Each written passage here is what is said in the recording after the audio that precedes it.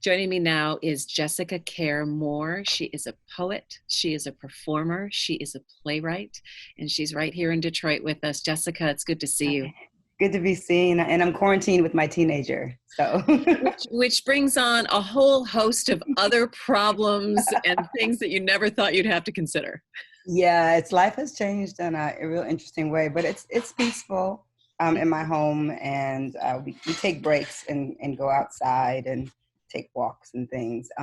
But it's been interesting because my entire tour was canceled, and we want our bodies back. It's my first collection on a major press. I've been anthologized by everybody in all the anthologies that include poets, contemporary poets for the most part, and even in some textbooks. But it was my first collection that I decided I would give to my agent and try to get my work out more widely distributed, right? Because I've been doing more Black press, publishing books since 1997. So I Right. could have done this book myself. And so I made a big decision. And then here comes this pandemic. The tour is, I was supposed to be on the road. The 17th was my kickoff in Detroit, and I was supposed to be gone until May. And life changes in an instant.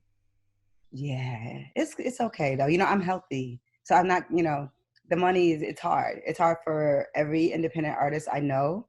I think there's a lot of, I guess, misinformation, or people just don't kind of understand how artists make a living who are not like mainstream Rihanna, or Right. Beyonce, like people who are not like multi-million billionaires, like people who really have a working class existence as an artist. And that's definitely me. I'm a working class poet living in Detroit, and I make my living getting on planes and going to perform or going to talk or workshop with people all over the world. And so to be literally grounded, it puts a lot of things in perspective. So we're just taking it online, and having conversations like this really help. Like just connecting with you, being able to talk to another person. And when I read my work, I can find it. I can find a way to delve into the text in a way that I can tune everybody up. Because sometimes even there's an audience, I'm still gone. So I can still go away, even with just one person. But you do have to find that inner thing and you're thinking about audience that isn't there, but audience that is there. So whoever's watching this, and I read a poem, I want to make sure they feel the poem. So I have to just really use my imagination and say, people are seeing this. So read it like you would if they were in front of you. Is there anything that you would want to read for us right now Yeah, that kind of speaks to you? Tell me. So this is called I Used to Be a Roller Coaster Girl, because it's based on a conversation I had with Ntozake. I used to be a roller coaster girl. 7 times in a row, no vertigo in these skinny legs. My lipstick bubblegum pink as my Panther 10 speed, never kissed.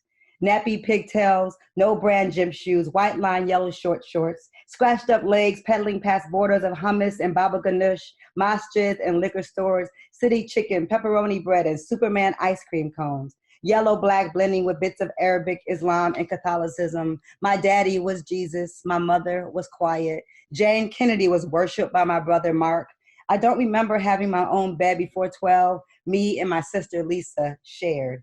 Sometimes all 3 more girls slept in the queen. You grow up so close, never close enough. I used to be a roller coaster girl, wild child full of flowers and ideas, useless crushes on Polish boys in a school full of white girls, future black swans singing Zeppelin, U2, and Rick Springfield, hoping to be Jesse's girl.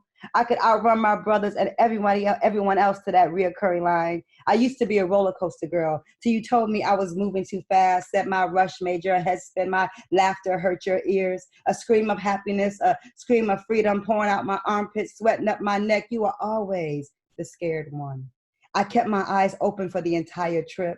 Right before the drop, I would brace myself and let the force push my head back into that hard iron seat. My arms nearly fell off a few times. Still, I kept running back to that line when I was done. Same way I kept running back to you. I used to be a roller coaster girl. I wasn't scared of mountains or falling. Hell, I look forward to flying and dropping off this earth and coming back to life every once in a while. I found some peace in being out of control, allowing my blood to race through my veins for 180 seconds. I earn my sometimes nicotine pull. I buy my own damn drinks, and the ocean still calls my name when it feels my toes near its shore. I still love roller coasters. And you grow up to be afraid of all girls who could ride fearlessly like me.